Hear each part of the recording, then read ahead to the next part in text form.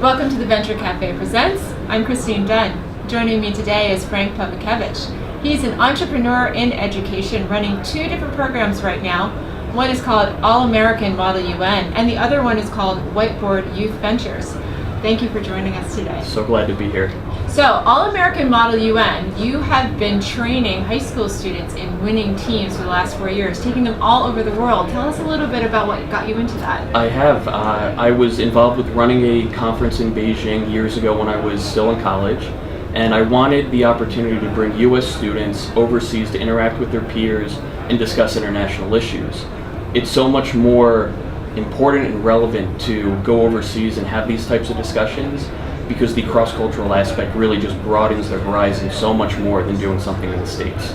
And so you had been involved yourself as a youth doing Model UN. What's the value for a student? Why is it important for students to participate in these kinds of programs? Really, it comes down to a combination of hard skills and soft skills. The public speaking, the negotiation, the writing, all fall in that hard skill category, but the soft skills of being able to lead a room of your peers, being able to communicate ideas, the two of those sets of skills really combine to make a great experience and a great launching point into college for high school students. Now, you mentioned the fact that you've had winning teams the last few years. Can you describe a little bit about what the competition aspect of Model UN is? So Model UN comes down to a debate competition. It's a 4-day, 18-hour-long debate. But instead of having two people going back and forth like Lincoln Douglas, you're representing a country in a room of up to 250 other students. So throughout those 18 hours, you have to try to push your ideas to ultimately write what's called a draft resolution. And that's really the product of what the entire committee, the breakout session that you're working in, will produce over the course of the weekend. Now, when you're coaching your teams in order to get ready for this, what are some of the biggest challenges that you're seeing among American students in terms of getting ready for these kinds of competitions? There are a couple of different challenges. First, it comes down to dissolving stereotypes that students have about their peers across the world. This is one of the important reasons why we go overseas to compete, to show our students that the students in China, in India, in Europe are exactly the same.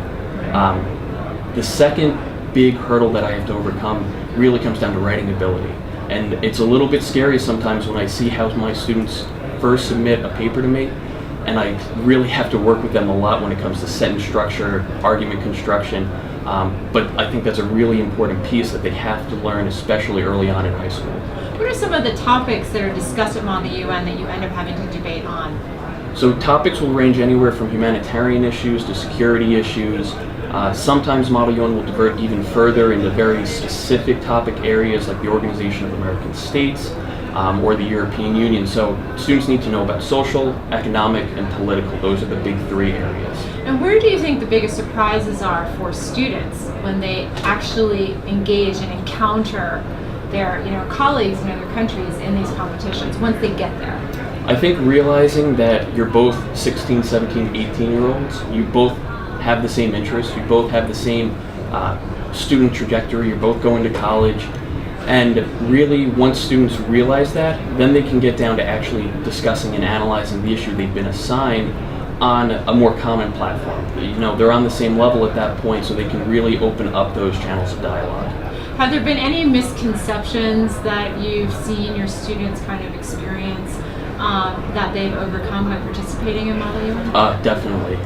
That's the most rewarding part about doing this, is I've taken students to Beijing before that have had no interest or even a misunderstanding of Chinese culture, that then have ended up 3-4 years later. I had one student that just got back from a Fulbright in Xi'an for the past year. He had no interest in Asia and China at all until he went with me that first time for 10 days in Beijing, and it completely changed the way he viewed the world. So you're creating like a whole new set of global ambassadors for the U.S. doing this. Public diplomacy is the most crucial part of U.S. diplomacy, and we've been failing at it for the past 25 years. This is a way we can re-engage with the world, even at such a small level, at a high school student level, but we do become the representation of the United States when we're out of the country.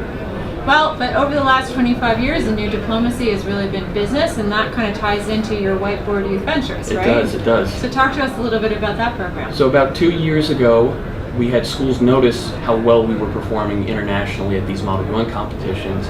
They asked us to run a program in the United States, and knowing that I couldn't just stay in the Model UN field. I decided to take up entrepreneurship in business as a new way to engage students from around the world in a common project.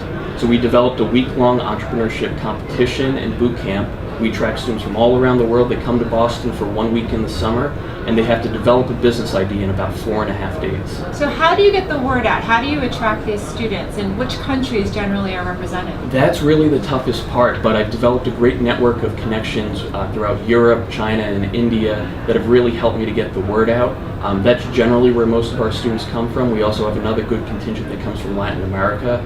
So really having that representation from all around the world, that's what makes our programming so special. And do you have American students mixed in there as well, I'm sure? We do. About 40 to 50% of the entire program come from the United States. And so I'm assuming you have kind of classes of students who come together for this 1 week program. What's the average size of the class when you do it? Our programs normally will average anywhere between 40 and 60 students for that week-long session.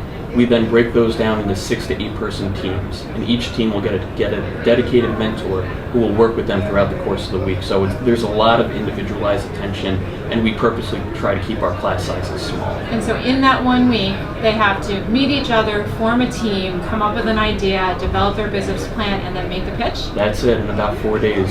Wow. And in so doing, at the end of it, is there like a panel of judges that they have to pitch in front of, and there's a competition who wins? So part of the strategy of the final pitch competition is to not have a panel of judges. Instead, we want to teach students how to project and speak to the entire room. So we'll hide our judges in the crowd, so they won't know who the judges are before, after, or during their presentations. But they do get graded. They are ranked from 1 to 6, or however many teams there are, and we do announce who ultimately wins the pitch competition and the week-long program. And then what do they get? Do they get anything when they win the pitch competition? I get asked this all the time, and I think that's just because of the culture of Boston and Cambridge. They don't. It's just a matter of pride. It's a matter of knowing they did their best, and that's the only thing driving these students. And I think that's really a credit to the way that we teach, the way we develop the curriculum. So they're not competing for hundreds or thousands of dollars or mentorship from these incredible people. They're doing it because they want to. And they want to learn the process. And that's what I want to teach. And in these groups, I'm assuming you pull from each country, so it's kind of it's really learning kind of multicultural interaction. The interactions are priceless when you put 2 Americans, 2 Chinese students, 2 Indian students, and 2 Latin American students together, and say you have to come up with this project, and you're working 10 to 12 hours a day in these teams. The interactions are incredible. And who are the judges? They'll span the range from mentors that I've worked with in the past to our own team leaders, but we look for people who've launched their own successful businesses. That's the key. We're not looking for long-range investors to be the judges. We're looking for people who've done it themselves and that are only 10, 12 years older than where our students are. And in terms of winning ideas, what's your favorite? Oh, we've had a lot of them. I think one of my favorite ones, and I wish that this team actually pursued it, jumping off of the success of Spartan Race and Tough Mudder, they developed a concept to allow families to do physical activities, daily challenges on the weekend to get the family up and going around. It was called On Track, and it would be an obstacle course that the family would compete in the same style of a Tough Mudder or Spartan Race, but family oriented. Mm-hmm. Well, this is great. Well, thank you so much for inspiring a new generation to come together. It's great. Thanks so much for having me on. For Adventure Cafe Presents, I'm Christine Dunn.